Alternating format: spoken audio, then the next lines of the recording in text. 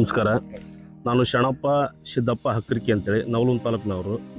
ನಾವು ಈ ಸಲ ಬಿ ಟಿ ರಾಶಿ 9 ಹತ್ತಿ ಬೆಳೆದಿದ್ದೇವೆ. ಇದು ಒಂಥರ ವಿಶೇಷ ಹತ್ತಿ. ನಾವು ಪ್ರತಿ ವರ್ಷ ಬೆಳೆದಂಥ ಬೆಳೆಯೋ ಹತ್ತಿಕ್ಕಿಂತ ಇದು ಒಳ್ಳೇದು ಅನಿಸಿದ್ದು ನನಗೆ. ಈ ಹತ್ತಿ ಊರು ಕಾಲಕ್ಕೆ ರೈತರೆಲ್ಲ ಕೇಳಿದ್ರೆ ಇಷ್ಟ್ಯಾಕೆ ಹತ್ತಿ ಉರ್ತಿದ್ರಿ ಅಂತೇಳಿ ನಾನು ಇಲ್ರಿ ಇದು ನಮ್ಮ ಕಂಪ್ನಿಯವ್ರು ಯಾರ ಹಿಂಗೆ ಊರ್ಬೇಕಂತೇಳಿ ಅದಕ್ಕೆ ಒಂದು ಪ್ರಯೋಗ ಮಾಡಾಕುಂತೇವೆ ಅಂತ ಹೇಳಿದೆ. ಆವಾಗ ಊರಿಂದಾಗ ನಮ್ಮ ಆಳಸಕ್ಕೆ ಪ್ರಶ್ನೆ ಮಾಡಿದ್ರೆ ನೋಡುವ ಹೆಂಗಾಗತ್ತೆ ಬೆಳೆದ್ರೆ ಬೆಳೀಲಿ ಫಸ್ಟ್ ಅಂತೇಳಿದ್ರೆ ನಾನು ಅವ್ರಿಗೆ ಹೇಳಿದೆ.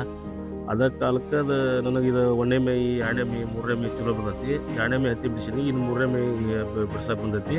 ನಾನು ಆಜು ಬಾಜು ರೈತರಿಗೂ ಹೇಳಿ ಒಳ್ಳೆ ಹತ್ತಿ ಐತಿ, ಬಿಡ್ಸೋಕೆ ಅನುಕೂಲ ಐತಿ. ನಮ್ಮ ಬಿಡಿಸೋಂಥ ನಮ್ಮ ಹೊಲಕ್ಕೆ ಬರುವಂಥ ಆಳಸಕ್ಕೆ ಖುಷಿ ಪಟ್ರೆ ಬಿಡ್ಸೋಕೆ ಮುಂದೆ ಇದೇ ಥರ ಹತ್ತಿ ಹಾಕುವಂಥ ಅವರು ಕೇಳ್ಕೊಂಡ್ರು. ನಮಗೆ ಒಳ್ಳೆ ಹತ್ತಿ ಐತಿ, ಎಲ್ಲ ರೈತ ಬಾಂಧವರು ಈಗ ಇದೇ ಹತ್ತಿ ಹಾಕ್ಬೇಕಂತೇಳಿ ನಮಗೆ ಏನೈತಿ.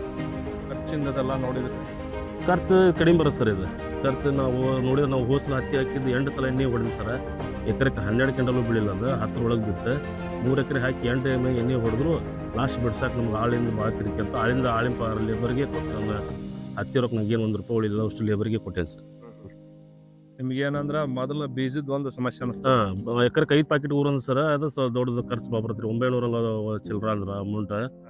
ಆದ್ರೆ ಇನ್ವೆಸ್ಟ್ಮೆಂಟ್ ಭಾಳ ಆಕತ್ತೆ ಅಂತೇಳಿ ಹೆದರಿಂದ ಇದು ಬೀಜಕ್ಕೆ ನಮಗೆ ಫಸ್ಟ್ ರೊಕ್ಕ ಕೊಟ್ರೆ ಮತ್ತು ಮುಂದೆ ಮೇಂಟೆನೆನ್ಸ್ ಭಾಳ ಆಕತ್ತೆ ಅಂತೇಳಿ ಹೆದರಿದ್ದೆ ನಾನು. ಅದ್ರ ಕಂಪ್ನಿಯವ್ರು ನಮಗೆಲ್ಲ ನೀವು ಫಸ್ಟ್ ಊರಿ ಇದೊಂದು ಸಲ ಪ್ರಯೋಗ ಮಾಡ್ರಿ ಅಂತಂದ್ರೆ ನನಗೆ ಒಳ್ಳೇದು ಅನಿಸ್ತು ಸರ್. ಆಗ ಊರಿದ್ರು ವರ್ಷ ನೀವು 6 ರಿಂದ 8 ಕ್ವಿಂಟಲ್ ಹತ್ತಿ. ಹಾಂ ಸರ್, 8 ಲಾಸ್ಟ್ ಸರ್. ಖರ್ಚು ಮಾಡೋದು ಅಷ್ಟೇ ಮಾಡ್ತಾರೆ. ಹಾಂ ಸರ್. ಈಗ ಇದಕ್ಕೆ ನಿಮಗೆ ಈಗ ಇಲ್ಲಿ ಮಟ್ಟ 15 ಕ್ವಿಂಟಲ್ ಹತ್ತಿ. ಹೌದು ಸರ್, ಹೌದು. ಅದ್ರ ಖರ್ಚು ಅದಕ್ಕಿಂತ ಅರ್ಧ ಆಗೈತೆ. ಅರ್ಧ ಅಂದ್ರೆ ಕಡಿಮೆ, ಅದಕ್ಕಿಂತ ಕಡಿಮೆ ಆದ್ರೂ ಅಡ್ಡಿಲ್ಲ ಸರ್. 2 ಮೇ ಎಣ್ಣೆ, ಇದು 3 ಮೇ ಎಣ್ಣೆ ಹೊಡೆದೇವೆ ಸರ್ ನಾವು. ಅದು ಎಣ್ಣೆ ಖರ್ಚು ಇದಕ್ಕೆಲ್ಲ ನೋಡಿದ್ರೆ ಮತ್ತು 5 ಮೇ ನಮಗೆ ಇನ್ನೂ ಎಣ್ಣೆದು ಖರ್ಚು ಉಳಿತು.